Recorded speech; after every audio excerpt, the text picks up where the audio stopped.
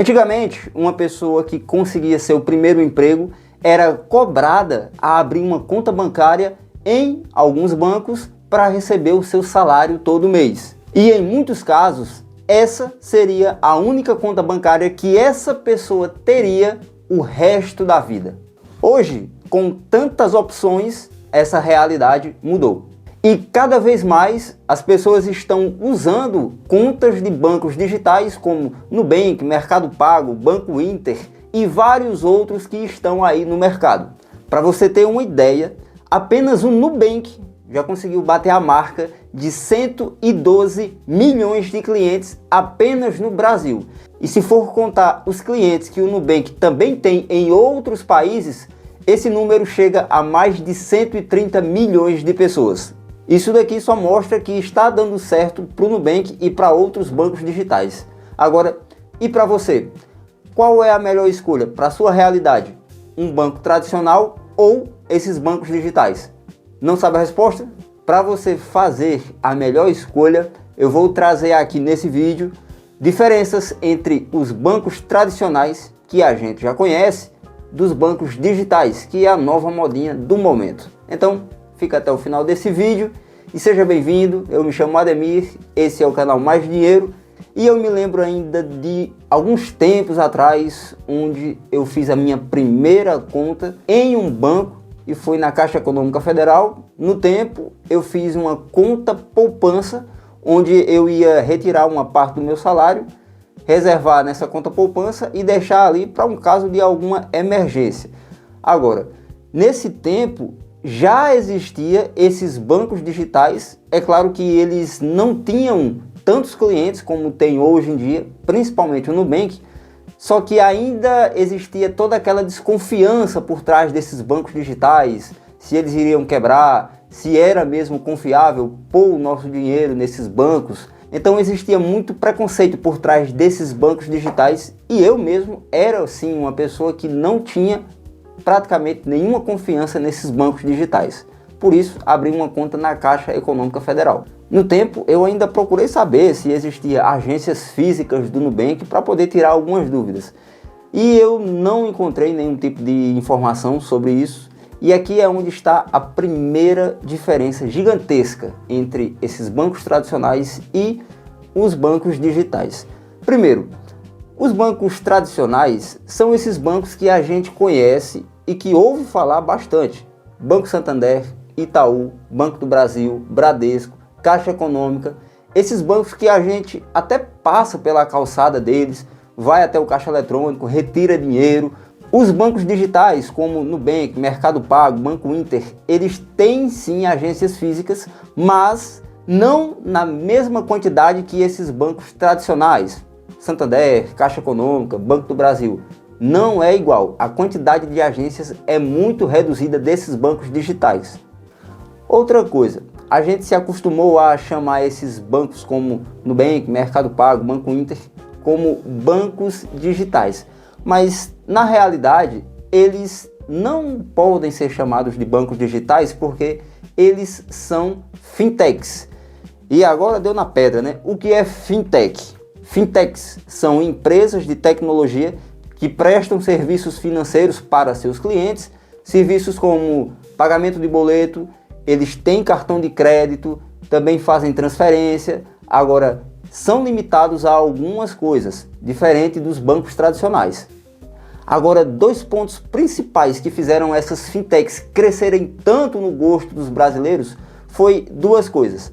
Primeiro, a agilidade de resolver problemas. Essas fintechs prometiam resolver problemas com muito mais rapidez do que esses bancos tradicionais, porque tinham menos clientes, faziam menos serviços, era essa a promessa. Agora, o outro ponto que fez muitas pessoas saírem desses bancos tradicionais e migrarem para os bancos digitais foi a promessa de não haver cobrança de taxas. Isso daqui sim foi que brilhou os olhos de muita gente. Porque o que acontece? Antes desses bancos digitais, que também são fintechs, esses bancos tradicionais tinham cartões de crédito que normalmente cobravam anuidade. E essa anuidade era uma taxa que as pessoas pagavam mesmo se não usasse o cartão de crédito. Então é o seguinte, quando você abria uma conta nesses bancos tradicionais, você ia pagar uma taxa de anuidade e se você comprasse alguma coisa com o cartão, você ia pagar a parcela mais a taxa de anuidade. Caso você não comprasse, você ainda ia pagar taxa de anuidade. E quando as fintechs chegaram com essa promessa de que você não iria pagar taxa de anuidade e outras taxas, muitas pessoas migraram para essas fintechs. Ademir, pelo que você já falou, que existem essas taxas de anuidade cobradas por esses bancos tradicionais, é melhor fazer minha conta no banco digital. Existe um ponto muito importante que diferencia os bancos tradicionais dessas fintechs, que é uma classificação dada pelo Banco Central do Brasil. Como eu já falei, essas fintechs fazem sim trabalhos como pagamento de dívida, boleto, cede cartão de crédito, coisas que esses bancos tradicionais também faziam. Mas o Banco Central faz uma diferença entre o banco tradicional e as fintechs por meio de uma tabela. Agora, para você entender, imagine que existe uma tabela do campeonato do Brasileirão mesmo. Por exemplo, os times que estão lá no topo da tabela são considerados os melhores times, correto?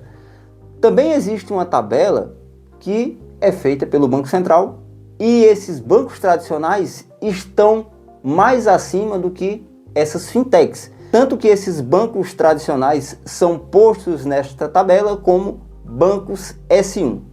Isso quer dizer que, a partir do momento que um banco entra nessa classificação, ele praticamente não quebra.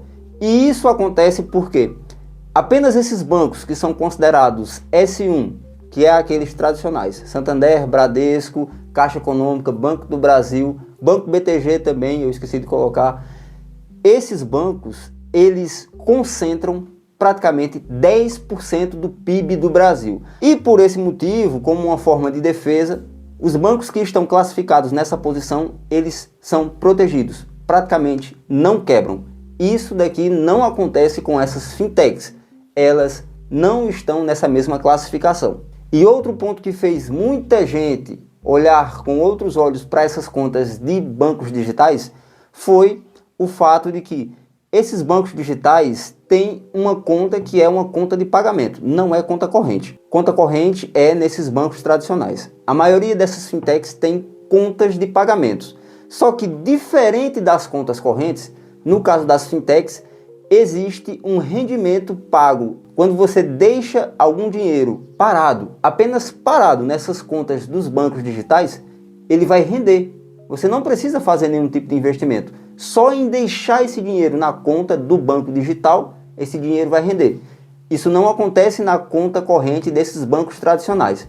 Você precisa enviar o dinheiro para a conta corrente, fazer um investimento para aí sim ver o seu dinheiro render.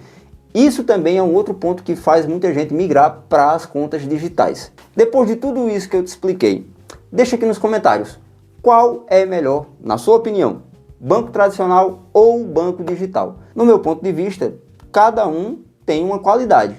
Os bancos digitais, eles prometem mais facilidades e realmente entregam, tem cartão de crédito, tem essas contas de pagamentos que tem rendimentos de algum dinheiro que entre nelas.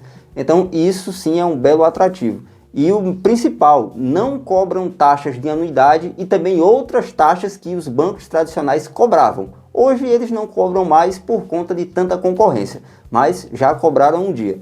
Já os bancos tradicionais são gigantes, tão grandes que eles são praticamente inquebráveis. E essa é uma garantia que esses outros bancos digitais não têm. Então fica a sua escolha. Qual você escolheria?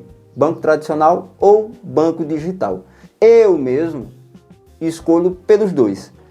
Eu não quero deixar de ter a segurança de um banco tradicional, mas também quero alguns serviços que é oferecido pelos bancos digitais e principalmente pela facilidade de usar esses aplicativos dos bancos digitais.